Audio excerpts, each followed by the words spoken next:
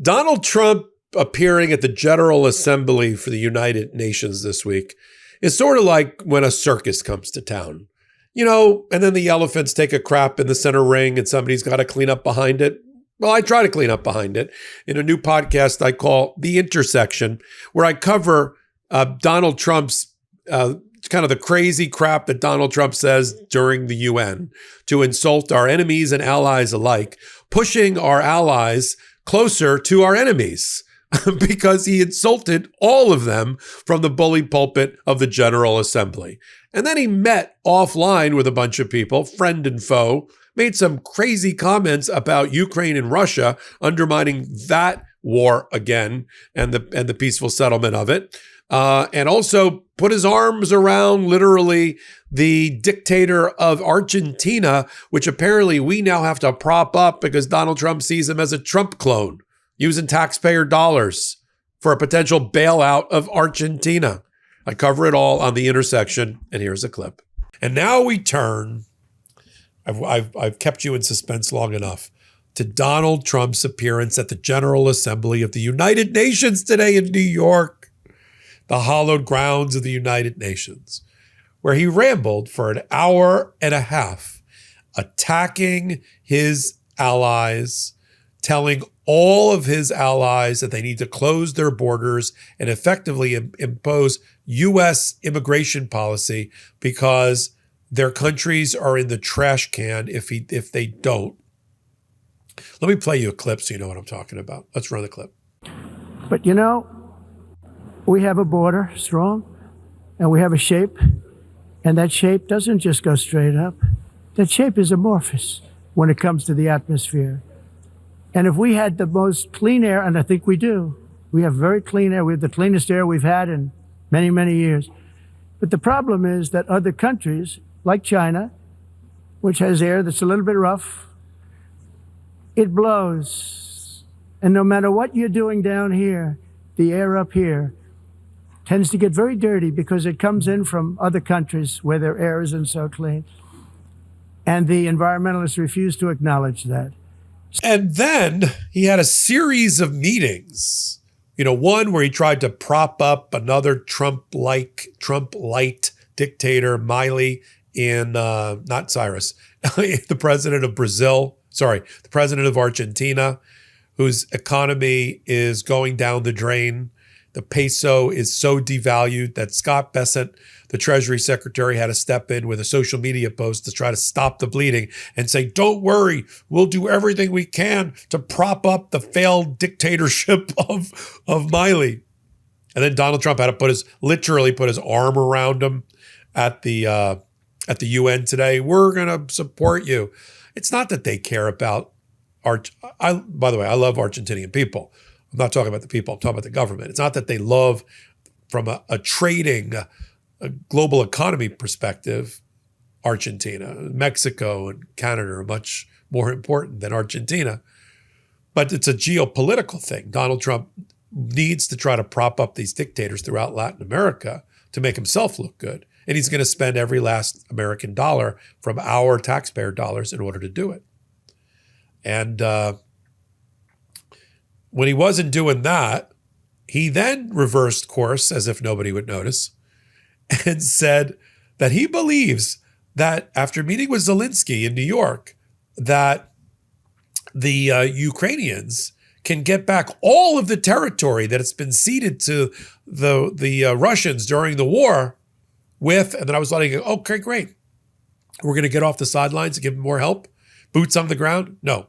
With the help of NATO and the NATO government and the NATO funding. I'm like, so NATO is going to pay to win the war that you effed up because you undermined Zelensky in front of his arch enemy and our arch enemy, Russia, because you didn't fund him, because you cut off funding to Zelensky, because you said he had to be realistic and that Russia would never have to give back any of the land. You said that before you met with Putin at that failed summit in Alaska where you kissed Putin's ass and then he kicked yours.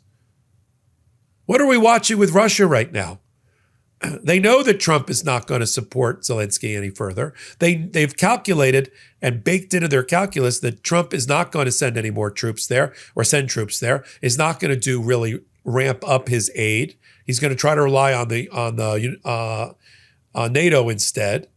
And that Trump's not going to make good on any of his economic sanctions. He sits today in the United Nations and bangs his foot, bangs his shoe on the podium about, you must stop buying oil and gas from the Russians. What are we doing to sanction the Russians? Nada, nothing.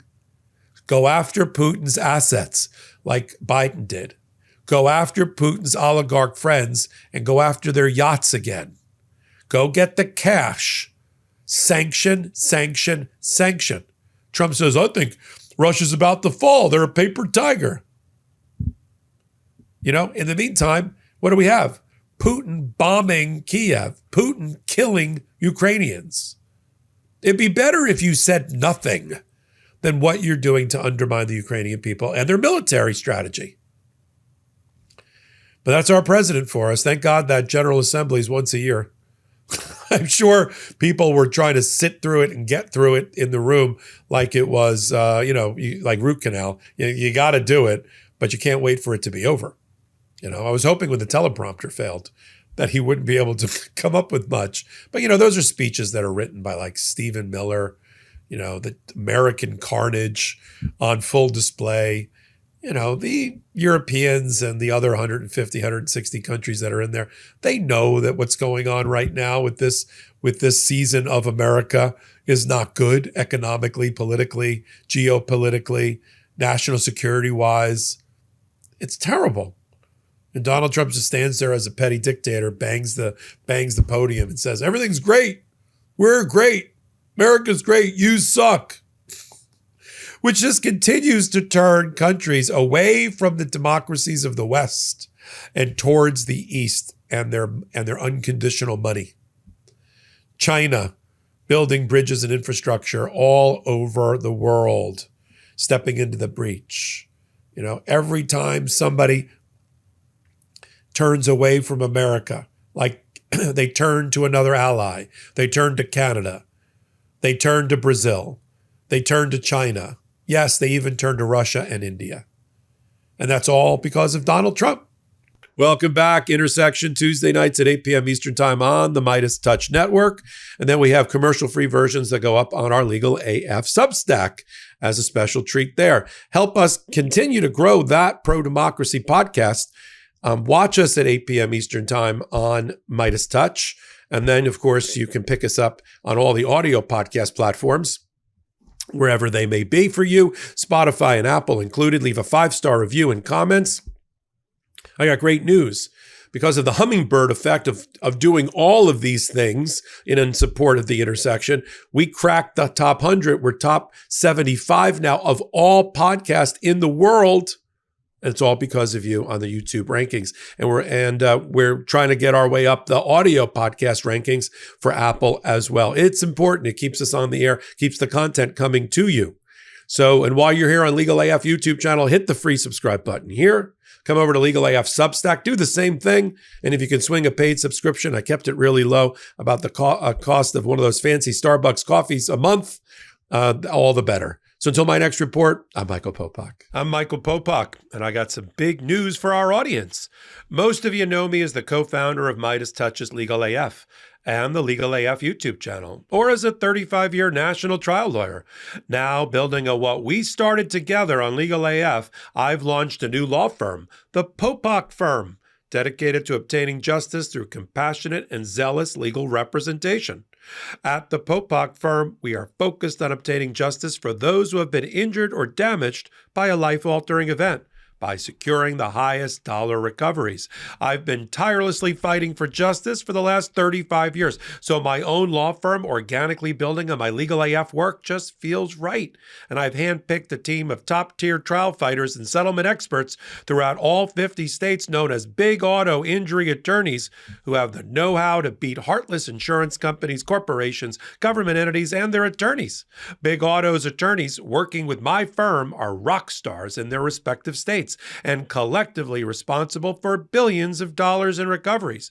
So if you or a loved one have been on the wrong side of a catastrophic auto, motor vehicle, rideshare, or truck accident, suffered a personal injury, or been the victim of medical malpractice, employment harassment or discrimination, or suffered a violation of your civil and constitutional rights, then contact the Popok firm today at 1-877-POPOK-AF or by visiting my website at www.thepopokfirm.com and fill out a free case evaluation form. And if we determine that you have a case and you sign with us, we don't get paid unless you do. The Popok firm, fighting for your justice every step of the way.